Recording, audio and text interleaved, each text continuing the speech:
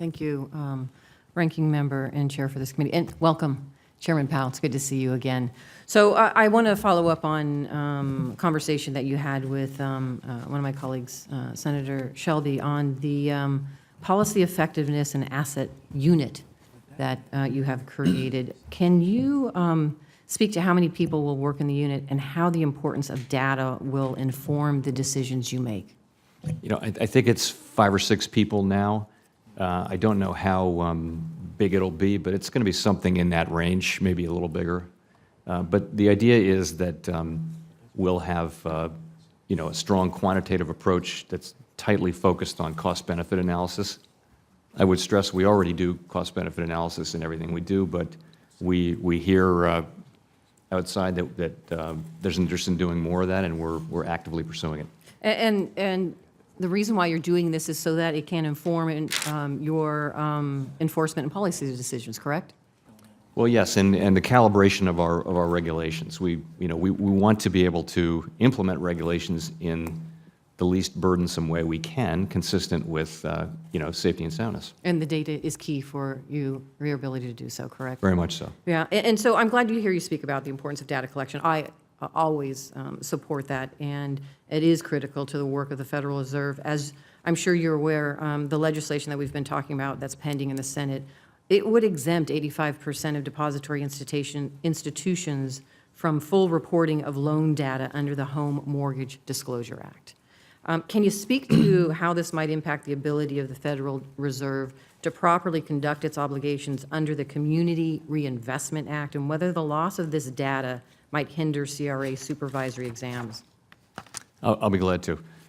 So as I understand it, the CFPB writes the HMDA rules and regulations, and we use that data in what we do, in supervising the banks we supervise, which is a smaller group.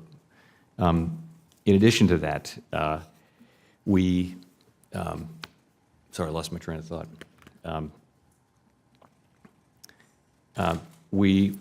What Dodd-Frank did was that it took the base of historical data collection and it significantly increased that. So my understanding is that what's being looked at in the bill is to create a broader exemption just from the Dodd-Frank additions.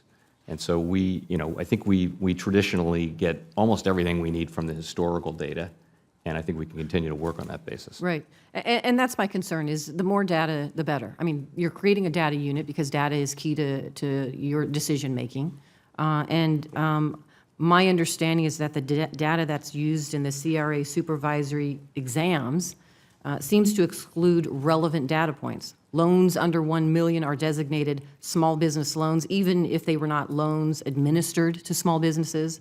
There's no analysis is made whatsoever of whether lending is occurring in communities of color, despite easy and accessible data via the Home Mortgage Disclosure Act.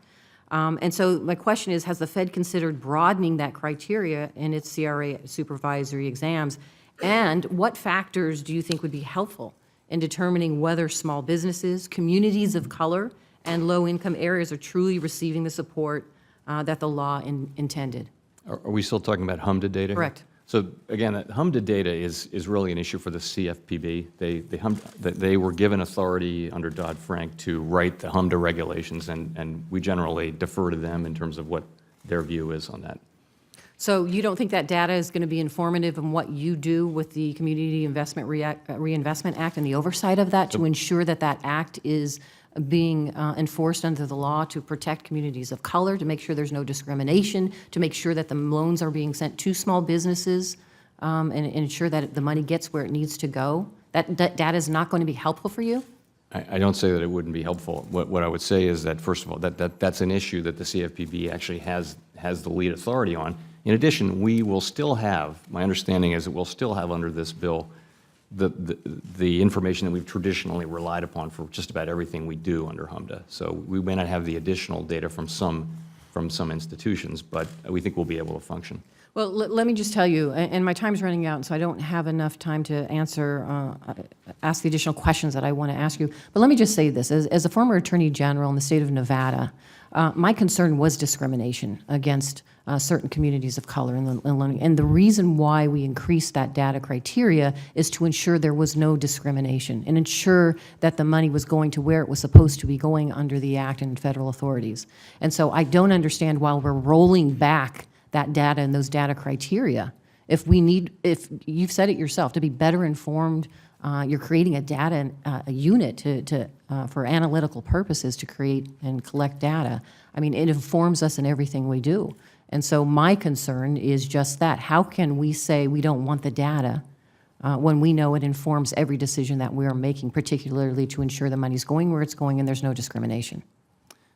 We've been talking about data. Let me take a step back and say that any kind of discrimination by race or gender or any other unfair basis in lending is completely unacceptable, and we are committed as an institution to finding it and using all of our tools to stop it. Thank you.